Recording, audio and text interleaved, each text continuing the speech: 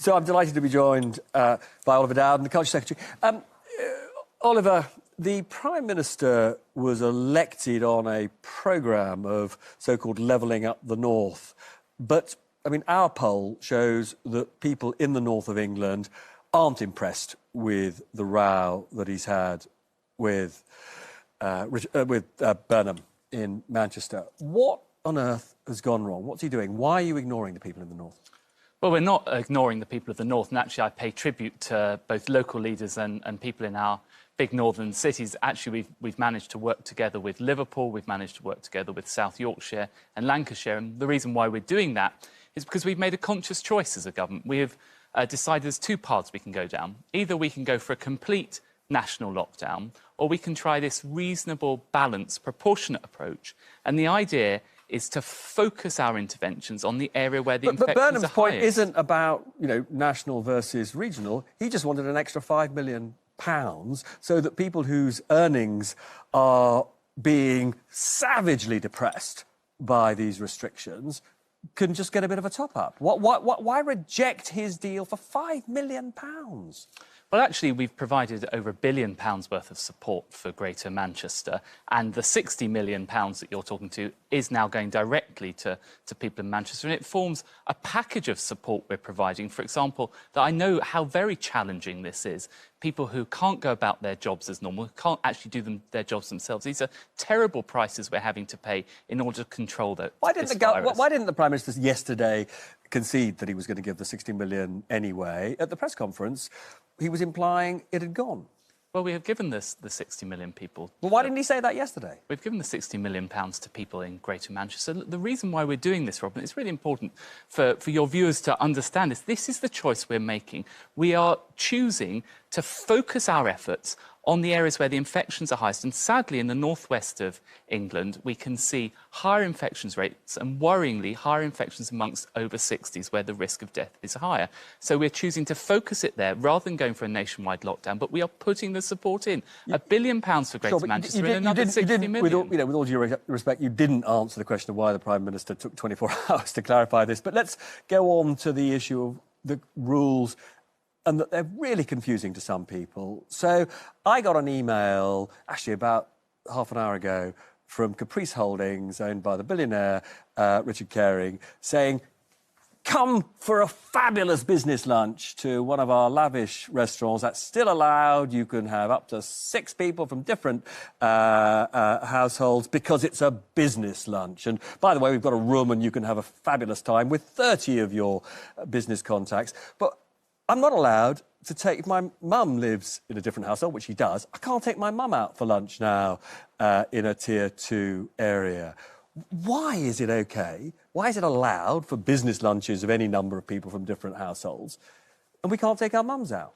Well, we've made a conscious choice through this crisis to prioritise people's jobs and livelihoods, and that means allowing people to go to work as normal, or as normal as we can in this crisis. Business lunch is not work as normal. I mean, going to the office is one thing, but, why is a lunch or dinner with business people work as normal? Well, work includes business functions, and that's why the definition has been extended to cover that. Of course, people are driving their coach and horses through this, aren't they? They're not going out with actual... they want to go out with their mates, and they'll just classify it as a business lunch or dinner. I think, to the contrary, my experience has been that, by and large, the British people have shown a good deal of common sense. They understand why we're doing this. We're doing this because we know this virus spreads by social interaction. So in the lower risk areas, business people can't pass it on. Is that what you're saying? We can pass it on to a member of our family, but if you happen to be in business, you're immune. Is that what you're saying? We have chosen as a government to prioritise certain areas, prioritise education.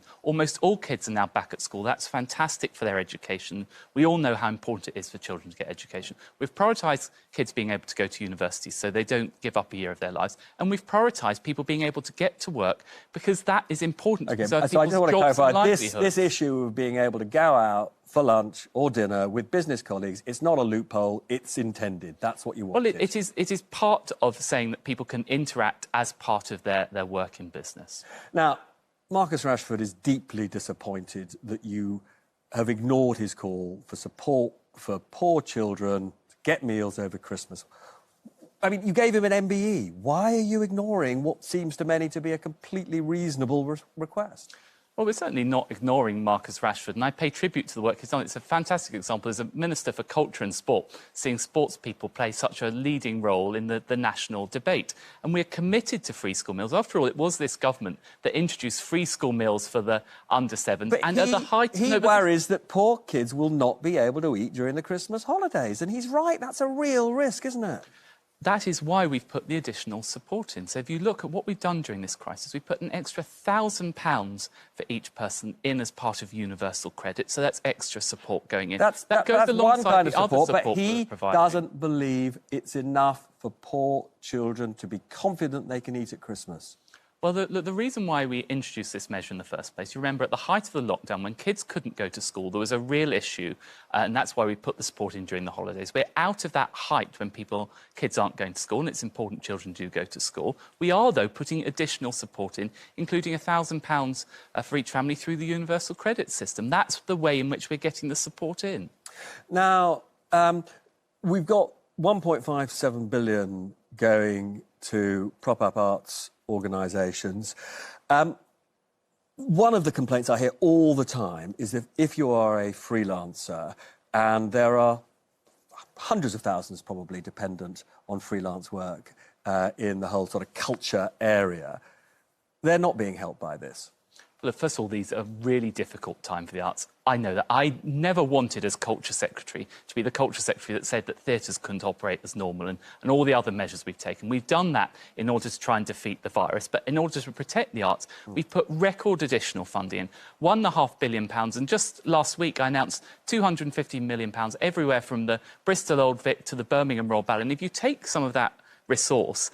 For example, Bristol Old Vic, I went there, the money... No, this is an important point, though. The money is being used not just to preserve Bristol Old Vic, which is a wonderful theatre, but they can put on productions, both socially distanced in the theatres and digitally, and that money is helping to support that and helping freelancers to get jobs, just as getting the film industry back. Let's hope they don't get a Tier 3 then, because that's all going to stop if they go into Tier 3. But look, the Chancellor says he didn't mean to say that musicians who can't get work have to retrain. But then how are musicians going to make a living if they're not getting any money from you, and actually you don't expect them to retrain? Well, the first thing is that 2/3 of freelancers are eligible for the self-employed job support scheme. So there's money coming in that way.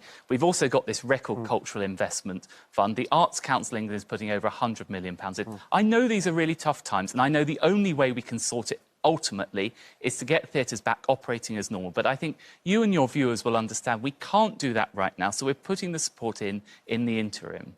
BBC chairmanship, you've advertised it. When Charles Moore was the Prime Minister's preferred candidate, Downing Street decided he could be paid £280,000. That's sort of extraordinary, given that you want the BBC to be bearing down on pay, and the current incumbent is paid £100,000. Well, there's been all sorts of speculation, people getting ahead of them. No. One of your close colleagues told me this. It's a fact. Why £280,000 for Charles Moore? You can see the job advert. I launched the job at the beginning of last week. The job is advertised at £160,000 and it won't be more than that. Which is comparable. That is the rate it's advertised at. No, I don't expect it to be more than that, which is comparable to other significant regulators. These are large amounts of money, there's no doubt about that. But this is a big job running an institution like the BBC, and it's a lot less than the commercial sector. And finally, are you going to appoint a woman? One of the things which is absolutely extraordinary about this government is whenever a big job comes up, it goes to a man. Well, we'll support the very best person, and we can see brilliant women doing fantastic jobs. Look at our Home Secretary doing a fantastic job. But why is this a government that does not appoint women, you know, Bank of England, new head of the civil service, they're all men? Well, we appoint the best people to do the jobs, and you can see there's some fantastic women at the very top of government, so I don't agree with that characterisation. And finally, Boris Johnson wants you to be his chief of staff. He needs a bit of help. You going to do that? I know, I've seen all this speculation. No one has had this conversation with me. Do you fancy it? I've had plenty of time working in Downing Street previously. I've got a fantastic job. It's a challenging job supporting the cultural sector, and I'm looking forward to continuing in this role. Thank you. Oliver Dowden, very good to see you. Nice to see you too.